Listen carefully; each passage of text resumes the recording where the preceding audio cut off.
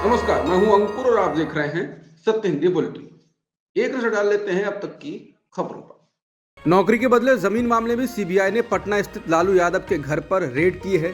CBI अधिकारी बिहार की पूर्व मुख्यमंत्री राबड़ी देवी से पटना स्थित उनके आवास पर पूछताछ कर रहे हैं। बता दें, नौकरी के बदले जमीन मामले में पूर्व मुख्यमंत्री राबड़ी देवी, राष्ट्रीय जनता दल के संरक्षक लालू प्रसाद यादव और 14 अन्य लोगों के साथ मामले में आरोपी हैं। हालांकि आरजेडी ने सीबीआई की कार्रवाई का संबंध 2024 के लोकसभा चुनाव से बताया है। आरजेडी का कहना है कि आगामी लोकसभा चुनाव 2024 में बीजेपी बिहार में बुरी तरह हारने जा रही है, इसलिए सीबीआई के जरिए आरजेडी पर दबाव बनाया जा रहा है।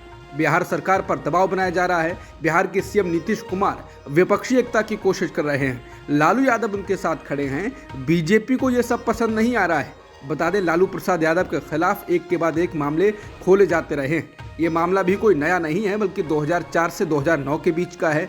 आरोप है कि 2004 से 9 की अपने कार्यकाल के दौरान लालू प्रसाद यादव ने अपने उम्मीदवारों से रेलवे के अलग अलग जोन में ग्रुप डी की नौकरी के बदले अपने परिवार के लोगों के नाम पर जमीन ली थी और फायदा उठाया था। चीन के मुद्दे पर राहुल गांधी ने फिर से मोदी सरकार को घेरा है और विदेश मंत्री एस जयशंकर को लेकर कड़ी टिप्पणी की है। राहुल ने कहा कि एस जयशंकर चीन के खतरे को नहीं समझते हैं। राहुल लंदन में भारतीय पत्रकार संघ के साथ एक बातचीत में बोल रहे थे। इस दौरान राहुल गांधी ने प्रधानमंत्री मोदी के पिछले बयान का जिक्र किया, जिसमें उन्होंने कहा था कि भारतीय क्षेत्र में कोई भी नहीं घुसा है और कहा कि यह बयान चीन के लिए आमंत्रण है कि वो फिर से ऐसा कर सकते हैं। उन्होंने कहा कि हम पर पहले ही आक्रमण किया जा चुका है और हमारा 2000 वर्ग किलोमीटर क्षेत्र पीपुल्स लिबरेशन आर्मी के हाथों में है और प्रधानमंत्री ने खुद कहा है कि कोई भी घुसा नहीं है। भारत की 1 इंच भी जमीन नहीं ली गई है। इस बयान ने हमारी बातचीत की स्थिति को खत्म कर दिया, क्योंकि हमारे वार्ताकारों से पूछा जा रहा है ये क्या गड़बड़ झाला है। लंदन में कांग्रेस नेता राहुल गांधी ने भारतीय मूल के लोगों को संबोधित किया। इस दौरान उन्होंने चीन को लेकर भारत के विदेश मंत्री एस जयशंकर के बयान पर भी पलटवार किया। राहुल गांधी ने कहा कि विदेश मंत्री कहते हैं कि चीन हमसे मजबूत है, इसलिए हम उनसे नहीं लड़ सकते। राहुल ने सवाल पूछते हुए कहा कि अंग्रेज भी हमसे मजबूत थे, तो क्या हमें आज़ादी की लड़ाई नहीं लड़नी चाहिए थी? अगर हम आरएसएस और बीजेपी की विचारधारा पर चलते तो अभी भी अंग्रेज हम पर शासन कर रहे होते। राहुल ने कहा कि वो बीजेपी और आरएसएस के नेचर में है। इनकी विचारधारा के केंद्र में कायरता है। अगर कोई इनसे कमजोर है तो वो अपने 5-6 मित्रों के साथ उनको जाकर पीट देंगे, लेकिन अगर वो आरएसएस वालों से तगड़ा है तो ये भाग जाते हैं। राहुल ने कहा कि सावरकर ने अपनी किताब में लिखा है कि एक दिन उन्होंने अपने 5-6 दोस्तों के साथ मिलकर एक मुस्लिम की पिटाई की और उस दिन उन्हें बहुत खुशी हुई। राहुल ने कहा कि अगर 5 लोग एक आदमी को पीटते हैं और उसमें से एक को खुशी होती है तो ये कायरता ही है। ये कायरता है कि कमजोर को सताओ और ताकतवर से डरो। यही बीजेपी की विचारधारा है। राहुल गांधी ने 2 दिन पहले कैम्ब्रिज विश्वविद्यालय में एक व्याख्यान के दौरान बीजेपी सरकार पर लोगों की जासूसी करने का आरोप लगाते हुए कहा था कि भारतीय लोकतंत्र की बुनियादी संरचना पर हमला किया गया। उन्होंने दावा किया कि इजरायली स्पाईवेयर पेगासस का इस्तेमाल उनके फोन में जासूसी करने के लिए किया जा रहा था। राहुल के इस बयान पर बीजेपी ने आरोप लगाया था कि राहुल ने विदेशों में भारत को बदनाम किया है। राहुल गांधी ने अब इन आरोपों को लेकर पलटवार किया और पीएम मोदी के भाषणों को याद दिलाया। राहुल ने कहा ये प्रधानमंत्री नरेंद्र मोदी थे जिन्होंने आज़ादी के बाद से देश की उपलब्धियों को बदनाम किया।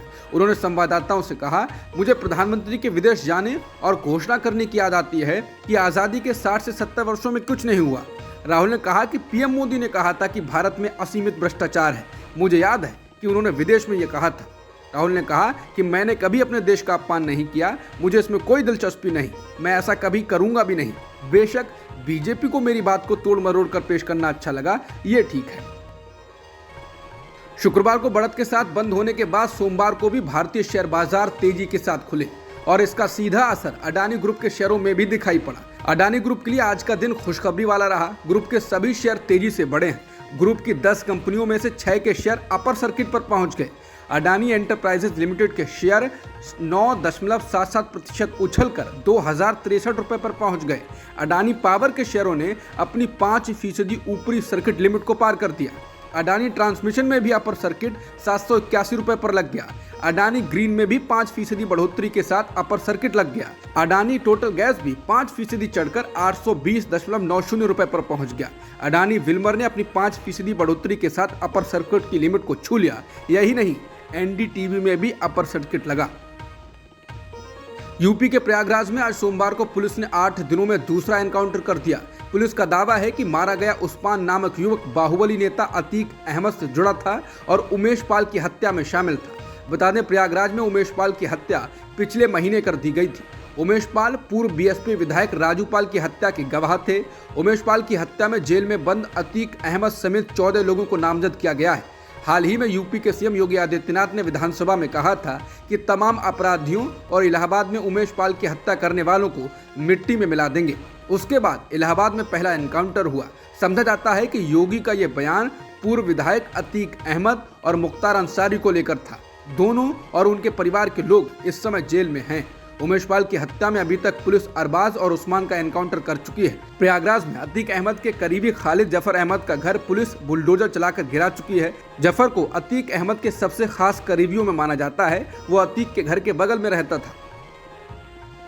बॉलीवुड के महानायक कहे जाने वाले अमिताभ बच्चन को हैदराबाद में एक फिल्म की शूटिंग के दौरान गंभीर चोटें आई हैं। बताया गया है कि उनकी पसली में चोट लगी है। अमिताभ, प्रभास और दीपिका पादुकोण की फिल्म प्रोजेक्ट के में अहम भूमिका में हैं। इस फिल्म की शूटिंग के दौरान उन्हें कथित तौर पर चोटें आई। उनके प्रशंसकों ने ट्विटर पर अभिनेता के लिए शुभकामनाएं और शीघ्र स्वस्थ होने की प्रार्थनाएं भेजना शुरू कर दिया है। इस खबर को साझा करते हुए बिग बी ने लिखा, और इसे बताने की जरूरत है, हैदराबाद में प्रोजेक्ट के की शूटिंग के दौरान एक एक्शन शॉट के दौरान मैं घायल हो गया।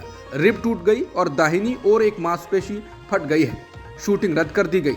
हैदराबाद के A&G अस्पताल में एक डॉक्टर ने सलाह दी और स्कैन किया। अमिताभ बच्चन ने कहा, मैं घर वापस आ गया हूँ। हाँ, ये दर्दनाक है। हिलने डुलने और सांस लेने में कुछ हफ्ते लगेंगे। दर्द की कुछ दवा भी चल रही है। Pakistani electronic media regulatory authority ने पूर्व प्रधानमंत्री इमरान खान के भाषण को सभी टीवी चैनलों पर प्रसारित करने पर बैन लगा दिया है। बता दें, इमरान खान पर तोशाखाना मामले में गिरफ्तारी की तलवार लटक रही है। रविवार को ही इमरान को गिरफ्तार करने के लिए पुलिस उनके आवास पर पहुंची थी, लेकिन वो वहां मौजूद नहीं मिले। इसके बाद इमरान खान ने बेल को लेकर लाहौर हाईकोर्ट का रुख किया है। उनकी याचिका पर सुनवाई आज की जा सकती है। बलूचिस्तान प्रांत के बोलान शहर में एक विस्फोट में कम से कम 9 पुलिस वालों की मौत हो गई और 13 घायल हो गए हैं। मारे गए जवान बलूचिस्तान कांस्टेबलरी के थे। पाकिस्तानी अखबार डॉन के मुताबिक पुलिस वैन सीबी से कोयटा वापस आ रही थी, तभी एक पुल पर वाहन के पास विस्फोट हो गया। पुलिस अधिकारी के अनुसार शुरुआती सबूतों से पता चलता है कि विस्फोट एक आत्मघाती हमला था। हालांकि पुलिस ने कहा है कि जांच के बाद ही हमले को लेकर असल बात पता चलेगी। अब तक की खबरों में इतना ही। बाकी खबरों के लिए बने रहिए सत्य हिंदी के साथ। नमस्कार।